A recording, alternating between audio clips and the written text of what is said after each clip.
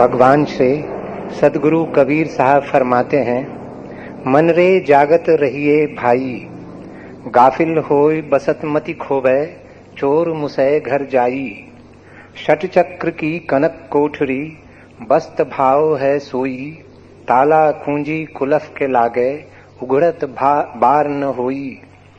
पंच पहरवा सोई गए हैं, बस्तें जागन लागी, जुरा मरन व्यापै नहीं कछु नाही, गगन मंडल लय लागी।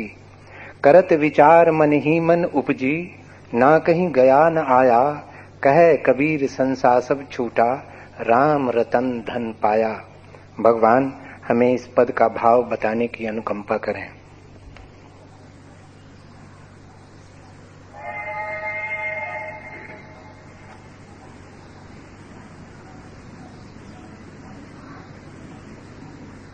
मनुष्य चेतना के दो आयाम हैं, एक मूर्छा, एक अमूर्छा।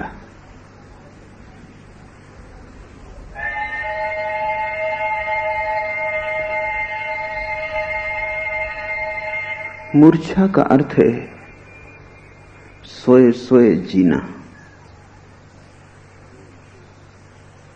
बिना होश के जीना। अमूर्छा का अर्थ है होश पूर्वक जीना, जागृत, विवेकपूर्ण। मूर्छा का अर्थ है भीतर का दिया बुझा है, अमूर्छा का अर्थ है भीतर का दिया जला है। मूर्छा में रोशनी बाहर होती है, बाहर की रोशनी से ही आदमी चलता है। जहां इंद्रियां ले जाती हैं वहीं जाता है। इंद्रियों की कामना ही खुद की कामना बन जाती, क्योंकि खुद का कोई पता ही नहीं। मन जो सुझा देता है वही जीवन की शैली हो जाती, क्योंकि अपने स्वरूप का तो कोई बोध नहीं। लोग जो समझा देते हैं, समाज जो बता देता है, वहीं आदमी चल पड़ता है, क्योंकि न तो अपनी कोई जड़ें होती हैं अस्तित्व में, न अपना भान होता है। मैं कौन हूं इसका कोई पता ही नहीं। तो जीवन ऐसे होता है जैसे नदी में लकड़ी का टुकड़ा बहता है, जहां लहरें ले जाती हैं चला जाता है, जहां धक्के हवा के पहुंचा देते हैं वहीं पहुंच जाता है। अपना कोई व्यक्तित्व नहीं, निजता नहीं। जीवन एक भटकन। निश्चित ही ऐसी भटकन में कभी मंजिल नहीं आ सकती, क्योंकि मंजिल तो सुविचारित कदमों से पूरी करनी पड़ती है। भटकाव बहुत हो सकता है, यात्रा नहीं हो सकती। यात्रा का तो अर्थ है कि तुम्हें पता हो तुम कौन हो, कहां जा रहे हो, क्यों जा रहे हो। होश पूर्वक ही यात्रा हो सकती है, होश पूर्वक ही तीर्थ यात्रा हो सकती है। इसलिए ज्ञानियों ने होश को ही तीर्थ कहा है। अमूर्छित चित्त, जागा हुआ चित्त बिल्कुल दूसरे ही ढंग से जीता है। उसके जीवन की व्यवस्था आमूल रूप से भिन्न होती है। वो दूसरों के कारण नहीं चलता, वो अपने कारण चलता है। वो सुनता सबकी है, वो मानता भीतर की है। वो गुलाम नहीं होता, भीतर की मुक्ति को ही जीवन में उतारता है। कितनी ही अड़चन हो, लेकिन उस मार्ग पर ही यात्रा करता है जो पहुंचाएगा, और कितनी ही सुविधा हो उस मार्ग पर नहीं जाता जो कहीं नहीं पहुंचाएगा। क्योंकि उस सुविधा का क्या अर्थ, मार्ग कितना ही सुंदर हो, कंटकाकीर्ण न हो, चोर लुटेरे न हो, मार्ग पर सब सुरक्षा हो, सुविधा हो, लेकिन अगर मार्ग कहीं पहुंचाता ही ना हो तो उस मार्ग की सुविधा और सौंदर्य का क्या करिएगा। मार्ग कंटकाकीर्ण हो, राह लुटेरों से भरी हो, जंगली जानवरों का भय हो, लेकिन कहीं पहुंचाता हो तो जाने योग्य है। अमूर्छित व्यक्ति का जीवन भटकाव नहीं, एक सुनियोजित यात्रा है। लेकिन वो नियोजन कौन देगा? समाज उस नियोजन को नहीं दे सकता। समाज तो अंधों की भीड़ है, वो तो मूर्छित लोगों का समूह है। अगर तुमने समाज की सुनी तो तुम अंधेरे में ही भटकते रहोगे। भीड़ तो बोधपूर्ण नहीं है, हो भी नहीं सकती। कभी कभी कोई एकाध व्यक्ति अनेकों में बोध को उपलब्ध होता है। तो भीड़ तो बुद्धों की नहीं है।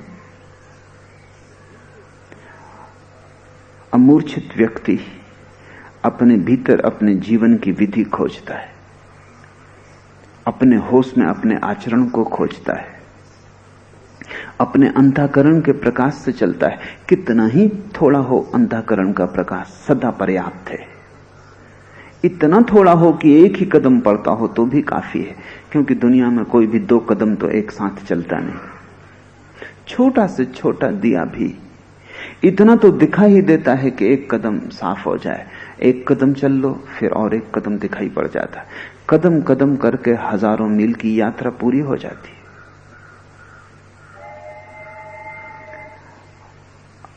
अमूर्छित व्यक्ति विद्रोही होता है। अमूर्छित व्यक्ति एक एक क्षण, पल पल एक ही बात को साधता है, और वो बात यह है कि कुछ भी मुझसे ऐसा ना हो पाए जो मूर्छा को बढ़ाए, मूर्छा को गहन करे। ध्यान रखना, एक एक बूंद पानी की गिरती है, चट्टानें टूट जाती हैं। एक एक बूंद होश की गिरती है और तुम्हारी जन्मों जन्मों की चट्टान हो, मूर्छा की निद्रा की, टूट जाती है। लेकिन एक एक बूंद गिरनी चाहिए। तो प्रतिपल अमूर्छित व्यक्ति की चेष्टा यही होती है कि हर क्षण का उपयोग एक ही संपदा को पाने में कर लिया जाए, वो ये कि मेरे भीतर का विवेक प्रगाढ़ हो, जागे। मूर्छित चित्त की 3 अवस्थाएं जिन्हें हम जानते हैं। एक जिसे हम जागृत कहते हैं, जो कि शब्द उचित नहीं है, क्योंकि मूर्छित व्यक्ति जागेगा कैसे? उसका जागरण नाम मात्र का जागरण है, कहने भर का जागरण है।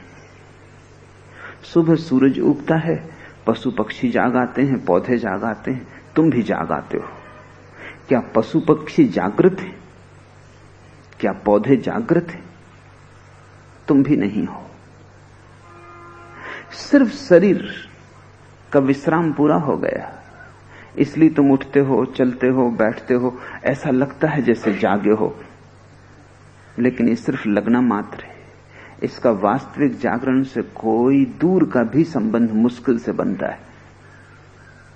मैंने सुना है कि मुल्ला नसरुद्दीन को किसी ग्रामीण परिचित ने, किसान ने गांव से एक मुर्गी भेज थी भेंट में। जो आदमी लेकर मुर्गी आया था, स्वभाव था, नसरुद्दीन ने उसका काफी स्वागत किया, मुर्गी का शोरबा बनवाया, उसे शोरबा पिलाया। वो आदमी बड़ा प्रसन्न हुआ। उसने जाके गांव में खबर कर दी कि आदमी बहुत अच्छा है और अतिथि को तो बिल्कुल देवता मानता है। फिर तो गांव से लोगों का आना शुरू हो गया। दूसरे दिन ही दूसरा आदमी मौजूद हो गया। नसरुद्दीन ने पूछा, आप कौन? उसने कहा कि जिसने मुर्गी भेजी थी, उसका दूर का रिश्तेदार हूं। उसका भी नसरुद्दीन ने स्वागत किया। घर आया आदमी, फिर कितनी दूर का रिश्तेदार हो, रिश्तेदार ही है उसी का जिसने मुर्गी भेजी थी। लेकिन फिर बात सीमा के बाहर होने लगी। रिश्तेदारों के रिश्तेदार आने लगे, रिश्तेदारों के रिश्तेदारों के मित्र आने लगे, रिश्तेदारों के रिश्तेदारों के मित्रों के मित्र आने लगे। पत्नी बेचैन हो गई, उसने कहा ये मुर्गी तो एक अपशगुन सिद्ध हुई, हम इसे इंकार ही कर देते, ये तो पूरा गांव चला आ रहा है। नसरुद्दीन ने बहुत सोचा, कुछ करना ही पड़ेगा। और दूसरे दिन सुबह फिर एक आदमी खड़ा है। आप कौन? उसने कहा जिसने मुर्गी भेजी थी, उसके रिश्तेदारों के मित्रों का मित्र। नसरुद्दीन ने कहा ये स्वागत है। लेकिन वो आदमी बड़ा हैरान हुआ जब भोजन उसे कराया गया तो सिर्फ कुनकुना पानी था सोरबे के नाम पर। उस आदमी ने कहा और सब तो ठीक है, लेकिन मैंने बड़ी चर्चा सुनी थी आपके आतिथ्य की, और ये तो कुनकुना पानी है। नसरुद्दीन ने कहा माफ करिए, कुनकुना पानी नहीं, मुर्गी के सोरबे का सोरबा है।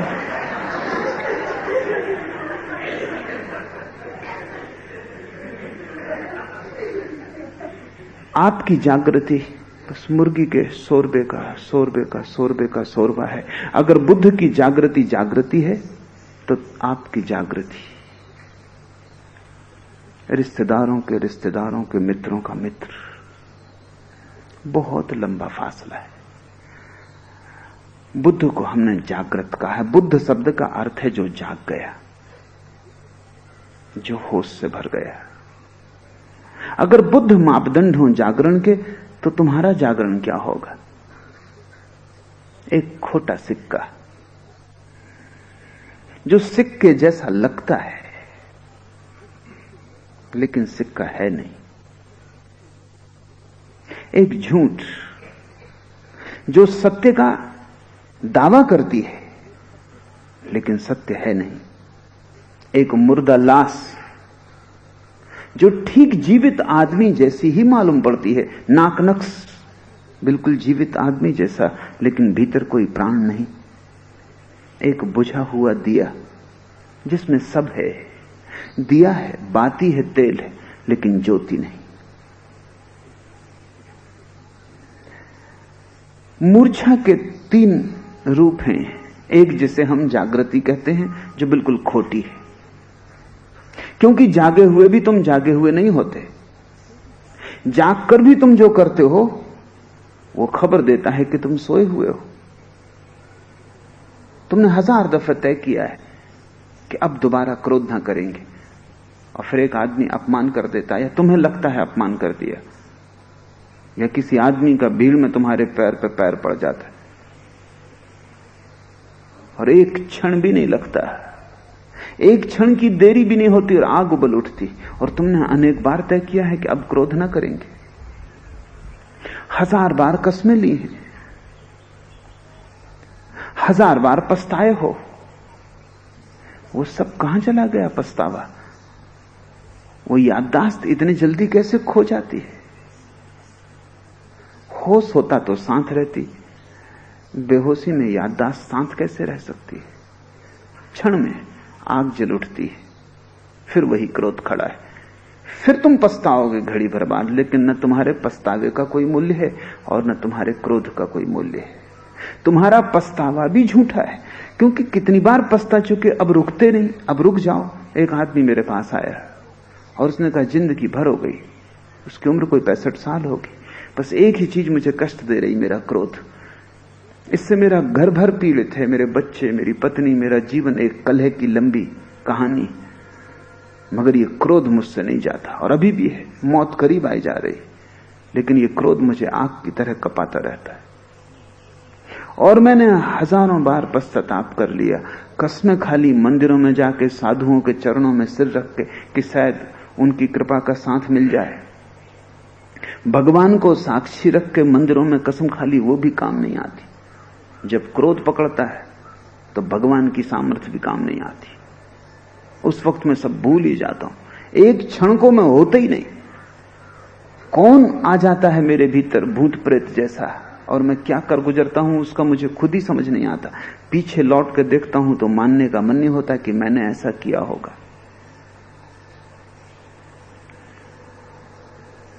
क्या करूं? आप साक्षी हो जाएं मुझे संकल्प करवाएं। मैंने कहा कि मैं वो भूल ना करूंगा जो दूसरों ने तुम्हारे साथ की। तुमसे मैं सिर्फ एक प्रार्थना करता हूं कि तुम पश्चाताप का त्याग कर दो। क्रोध तो चलने दो, इतना तो कर सकते हो कि अब क्रोध आएगा तो पश्चाताप ना करेंगे। वो आदमी हंसने लगा। उसने कहा कि ये तो मैं कर ही सकता हूं, इसमें क्या अड़चन। उसे पता नहीं कि जो क्रोध नहीं छोड़ सकता वो पश्चाताप भी नहीं छोड़ सकता। छोड़ना तो होश की बात है। मैंने कहा तो जिस दिन पश्चाताप छूट जाए तुम आ जाना, उसी दिन क्रोध भी छुड़वा दूंगा। महीने भर बाद वो आदमी वापस आया और उसने कहा कि आपने धोखा दिया, पश्चाताप भी नहीं छूटता। नहीं, इसमें तो कोई अड़चन नहीं है, ये तो किसी शास्त्र ने तुमसे कहा नहीं, ये तो छोड़ ही सकते हो। पश्चाताप के तो विरोध में कोई भी नहीं है, क्रोध के विरोध में तो सारी दुनिया है। तुम पश्चाताप छोड़ दो। उसने कहा नहीं, मेरी बात समझ में आ गई, आप क्या समझाना चाहते थे मुझे दिख गया। मैं कुछ भी नहीं छोड़ सकता, मैं हूं ही नहीं। जब तक तुम जागे नहीं हो तुम हो ही नहीं। तुम्हारा होना सिर्फ एक भ्रांति है, सिर्फ एक ख्याल है जिसकी कोई जड़ें नहीं, सिर्फ एक सपना है जिसकी कोई सार्थकता नहीं और जिसमें कोई पौद्गलिकता नहीं, जिसमें कोई पदार्थ नहीं, जिसमें कोई बल नहीं। न तुम पश्चाताप छोड़ सकते हो, न तुम क्रोध छोड़ सकते हो। करते जरूर हो, वो भी कहना ठीक नहीं है कि तुम करते हो, उचित होगा कहना कि वो भी होता है। तुम यंत्रवत हो, नहीं तो छोड़ देते। जिस काम को तुम करते हो उसे तुम छोड़ सकते हो, ये नियम है। जिस काम को तुम करते ही नहीं उसको तुम छोड़ोगे कैसे? जो होता है उसको तुम कैसे छोड़ोगे? बटन दबाते हो, बिजली का बल्ब जल जाता है। क्या बिजली के बल्ब के हाथ में यह बात है कि वो न जले, या जब चाहे तब जले, या जब उसका भाव ना हो तो कह दे अभी विश्राम कर रहा हूं? नहीं, बटन दबती है तो बिजली का बल्ब जल जाता है। शायद बिजली का बल्ब भी अपने भीतर सोचता होगा कि मैं जलता हूं, मैं बुझता हूं। वो गलती में है। तुम भी बुझते नहीं, जलते नहीं। एक आदमी ने गाली दी, बटन दबा दी, जल गए। एक आदमी आया, कहने लगा कैसे देव पुरुष हो आप, प्रसन्न हो गए। एक आदमी ने कहा कैसी सुंदर मूर्ति है, और भीतर फूल खिल गए। और एक आदमी ने कह दिया कि जरा देखो भी तो अपना चेहरा दर्पण में, ऐसी बेहूदी शक्ल कहीं नहीं देखी कि आग लग गई। बटने हैं, तुम नहीं हो। बुद्ध के पास एक आदमी आया और उसने कहा कि मुझे कुछ शिक्षा दें, मैं संसार की सेवा करना चाहता हूं। बुद्ध उदास हो गए। वो आदमी कहने लगा आप उदास क्यों हो गए? बुद्ध ने कहा उदास इसलिए हो गया हूं कि तुम अभी हो ही नहीं, संसार की सेवा कौन करेगा?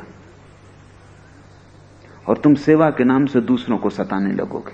तुम कृपा करो, तुम पहले अपनी सेवा कर लो, पहले तुम हो तो जाओ। गुरजीएफ पश्चिम का एक बहुत बड़ा रहस्यवादी संत इस सदी का कहता था कि आत्मा सभी के भीतर नहीं। उसकी बात में थोड़ी सच्चाई है। कहती आत्मा तो उन्हीं के भीतर है जो जागे हुए, बाकी तो सिर्फ मिट्टी के पुतले हैं, बाकी तो सब पदार्थ हैं, उनके भीतर भी आत्मा का कोई आविर्भाव नहीं हुआ है। उसकी बात में सच्चाई है, क्योंकि आत्मवान होने का एक ही अर्थ होता है कि तुम अपने मालिक हुए। अब तुम जो चाहो वही होगा। तुम हवा में कपते हुए पत्ते नहीं हो कि जब झोंका आएगा तब कपोगे, और जब झोंका ना आएगा तो लाख चाहो तो न कप सकोगे। अब तुम यंत्रवत नहीं हो, तुम मनुष्य हो। मनुष्य का अर्थ है कि अब तुम्हारे भीतर से निकलेंगे तुम्हारे कृत्य, बाहर की घटनाओं से पैदा न होंगे, परिस्थितियां नहीं। अब तुम मूल्यवान हो, तभी तो तुम आत्मवान होोगे, अन्यथा आत्मा है ये केवल सिद्धांत है। कभी कभी किसी व्यक्ति में आत्मा होती है, तुम में आत्मा ऐसी ही है जैसे बीज में वृक्ष है। हुआ न हुआ बराबर है। हो सकता है लेकिन है नहीं। और हो सकना और होने में बड़ा फर्क है। वो केवल संभावना है बीज की कि अगर ठीक समुचित भूमि मिले, समुचित खाद मिले, समुचित सुरक्षा मिले, समुचित जल, समुचित सूर्य की किरणें मिले, सुरक्षा मिले, तो संभावना है कि बीज वृक्ष हो सकेगा। लेकिन बहुत सी शर्तें पूरी हों तब, अन्यथा बीज बीज की तरह ही मर जाएगा और वृक्ष न हो सकेगा। अधिकतम लोग शरीर की तरह ही जीते हैं और शरीर की तरह ही मर जाते हैं। बीज उनका ऐसे ही खो जाता है, अवसर आता है और चला जाता है। आत्मवान होने का अर्थ है होश, विवेक, जागृति। तुम्हारे कृत्य तुम्हारे भीतर से निकलने लगे। अभी तुम्हारे कर्म कर्म नहीं है, प्रतिकर्म है। प्रतिकर्म यानी रिएक्शन। कोई कुछ करता है, उसके प्रतिक्रिया में तुम्हारे भीतर कुछ होता है। अगर कोई प्रेम करता है तो तुम प्रेम करते हो, और कोई घृणा करता है तो तुम घृणा करते हो। जीसस का वचन है शत्रु को भी प्रेम करो। इसका क्या मतलब हुआ? यह कोई नीति की शिक्षा नहीं है। जीसस जैसे व्यक्तियों को नीति में क्या उत्सुकता है? ये धर्म का गहनतम सूत्र है। जीसस कहते हैं शत्रु को प्रेम करो, वो ये कह रहे हैं मित्र को तो प्रेम करना प्रतिक्रिया है, वो तो सभी करते हैं। शत्रु को घृणा करना भी प्रतिक्रिया है, वो तो सभी करते हैं। जिसने शत्रु को प्रेम कर लिया वो मालिक हो गया, उसने प्रतिक्रिया तोड़ दी, वो अपने कर्म का खुद मालिक हो गया। शत्रु तो पूरी चेष्टा कर रहा है कि तुम उसे घृणा करो, लेकिन तुमने उसकी चेष्टा तोड़ दी। वो तो बटन दबा रहा था तुम्हारे क्रोध की, लेकिन तुमने प्रेम का प्रवाह पैदा कर दिया। अगर तुम अपने शत्रु को प्रेम कर पाओ तो तत्क्षण तुम यंत्रवत्ता से मुक्त हो गए। तब तुम्हारे प्रतिकर्म खो गए, अब तुम कर्मवान हुए। और ये बड़े मजे की बात है, प्रतिकर्म बांधते हैं, कर्म नहीं बांधता। असल में प्रतिकर्मों से ही कर्मों की श्रृंखला बनती है। जब कोई व्यक्ति होशपूर्वक कर्म करता है तो उससे कोई बंधन पैदा नहीं होता। तुमने कभी जीवन में कोई कर्म होशपूर्वक किया है? होशपूर्वक करने का अर्थ है तुम्हारे शरीर का यंत्र जो करना चाहता हो वो नहीं, तुम्हारे भीतर का होश जो करना चाहता हो वही तुमने कभी किया है। शरीर कहता था करो क्रोध, मन कहता था करो क्रोध। मन में तो गाली उठाई थी, शरीर ने डंडा उठा लिया था। कभी ऐसा हुआ है कि डंडा हाथ में रह गया हो, गाली मन में रह गई हो और तुम अछूते अस्पर्शित भीतर खड़े रहे? तुम्हारी ज्योति पर छांव भी न पड़ी इस डंडे की, तुम्हारी ज्योति पर गाली का दंश भी न आया, तुम्हारी ज्योति निष्कलुष बनी रही, कमलवत, पानी छुआ ही नहीं। अगर ऐसा तुमने कभी किया है तो तुम्हें पहली दफा पता चलेगा कि अमूर्छा क्या है, जागृति क्या है, होश क्या है। उसी क्षण तुम परम आनंद से भर जाओगे, तुम मुक्त हो गए। अब तुम्हें कोई चला नहीं सकता, अब तुम्हें कोई धका नहीं सकता, अब तुम अपने मालिक हो। यही तो मालकियत है जिसकी तलाश चल रही है। अब तुम सम्राट हो गए। जब तक तुम बंधे हो यंत्रवत्ता से, तब तक तुम एक भिखारी हो। तुम्हारा जागरण नाम मात्र का जागरण है, खोटा सिक्का है। मूर्छा का पहला रूप है जागरण, सुबह से सांझ तक जिसे तुम जानते हो। वो जागरण ऊपर ऊपर है, भीतर तो निद्रा बहती रहती। तुमने कभी ख्याल किया आंख बंद करके थोड़ी देर बैठ जाओ, तत्क्षण तुम सपना देखने लगोगे। आंख खुली थी, वृक्ष, लोग, रास्ता, दुकान, बाजार दिखाई पड़ रहा था। आंख बंद की, सपना शुरू।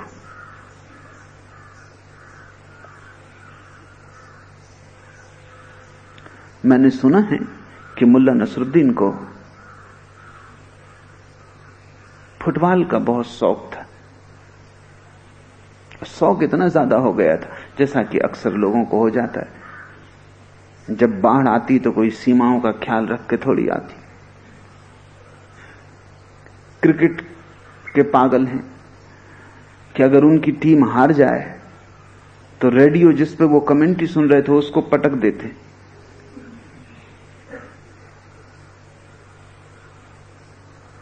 हॉकी के दीवाने, मुल्ला नसरुद्दीन फुटबॉल का दीवाना था।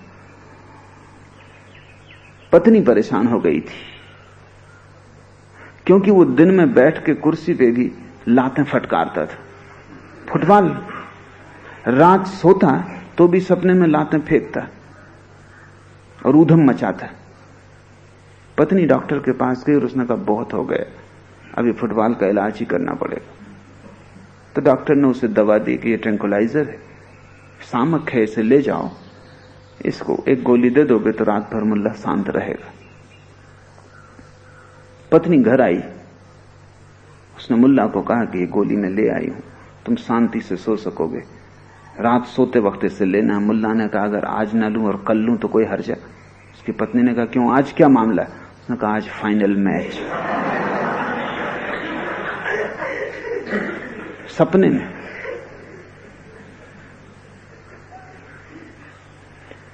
अगर तुम आंख बंद करो तो तुम पाओगे कि वहां न मालूम कितने तरह के मैच चल रहे हैं सपनों के। जरा आंख बंद की कि सपना दौड़ने लगता। सपना दौड़ ही रहा था, सिर्फ आंख खुली थी, तुम बाहर उलझे थे इसलिए ख्याल नहीं था। सपना नींद का लक्षण है, क्योंकि बिना नींद के सपना हो ही नहीं सकता। इसे तुम सूत्र की तरह याद रखना, सपना नींद का लक्षण है। और अगर जागते जागते भी तुम्हारे भीतर सपना चलता है तो उसका अर्थ है तुम्हारे भीतर नींद ही चलती। ऊपर ऊपर सतह पर जरा से तुम जागे हुए लगते हो, भीतर सपना चल रहा है। तुम रास्ते पे चलते लोगों को देखो, वो इस रास्ते पे चल रहे हैं, ऊपर ऊपर भीतर दूसरे ही रास्ते हैं जिन पर उनका मन चल रहा है। लोगों को खाना खाते देखो, कौर बना रहे हैं, मुंह में खाना डाल रहे हैं, बिल्कुल होश में लगते हैं, लेकिन जरा उनके गौर से उनके चेहरे को देखो, भीतर कुछ और चल रहा है। शायद उन्हें पता भी ना हो कि वो भोजन कर रहे हैं। वो किसी दूसरे लोक में, किसी सपने में संलग्न है। उनके ओंठ कप रहे हैं, बात चल रही है किसी और से जो वहां मौजूद नहीं है। लोग रास्ते पे चले जा रहे हैं और ओंठ हिलते हैं, हाथ से मुद्राएं होती रहती हैं जैसे वो किसी से चर्चा कर रहे हैं जो वहां मौजूद तुम्हें नहीं दिखाई पड़ता, उनके सपने में मौजूद है।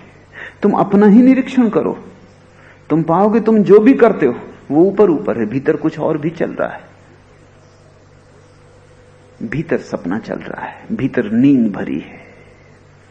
ऊपर जरा सी पतली सतह है जागरण की, वो काम चलाऊ है। उससे कोई आत्मा की उपलब्धि ना होगी और ना परमात्मा मिलेगा। वो इतनी धीमी मंदी रोशनी है कि उससे वो प्रगाढ़ अंधकार न टूटेगा तुम्हारे जीवन के भीतरी तलों को घेरे हुए। वो ऐसे है जैसे जुगनू हो, चमकती है जुगनू, लेकिन जुगनू के चमक में तुम बैठ के कोई गीता थोड़ी पढ़ सकते हो।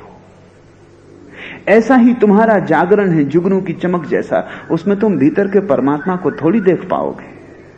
उसमें कुछ दिखाई नहीं पड़ता, उसमें जुगनू तक दिखाई नहीं पड़ती, और तो क्या कुछ दिखाई पड़ेगा, बस जरा सी चमक। उतना ही तुम्हारा जागरण है, वो भी चमक पल भर की। जुगनू के पंख खुले चमक, पंख बंद हुए चमक बंद। ऐसे प्रतिपल तुम सोते जागते हो, होश पकड़ते हो, खोते हो। दूसरी अवस्था है तुम्हारे स्वप्न की। स्वप्न बड़ी अनूठी घटना है, क्योंकि जो है ही नहीं वो स्वप्न में तुम्हें वास्तविक मालूम होता है। तुम्हारी तंद्रा कितनी गहरी ना होगी। और तुमने कोई सपना नया नहीं देखा है, तुम रोज रात देखते हो। अगर आदमी 60 साल जिएगा तो कम से कम 20 साल सोएगा, 8 घंटे रोज सोएगा, 1/3 दिन सोएगा। 60 साल आदमी जिंदा रहेगा तो 20 साल से ज्यादा सोएगा। रोज तुम सोते हो, रोज रात तुम सपना देखते हो, और रोज रात सपने में तुम्हें सपना सच मालूम होता है। तुम्हारा होश बिल्कुल भी नहीं। हां, पहली दफे तुमने सपना देखा हो सच मालूम हो जाए क्योंकि परिचय नहीं था, लेकिन सुबह हर दिन जागते हो और पाते हो कि सपना झूठ था। 20 वर्ष सोओगे, जागोगे, हर बार पाओगे कि सपना झूठ था। फिर से सोओगे और फिर सपना सच मालूम होगा। तुम्हारा होश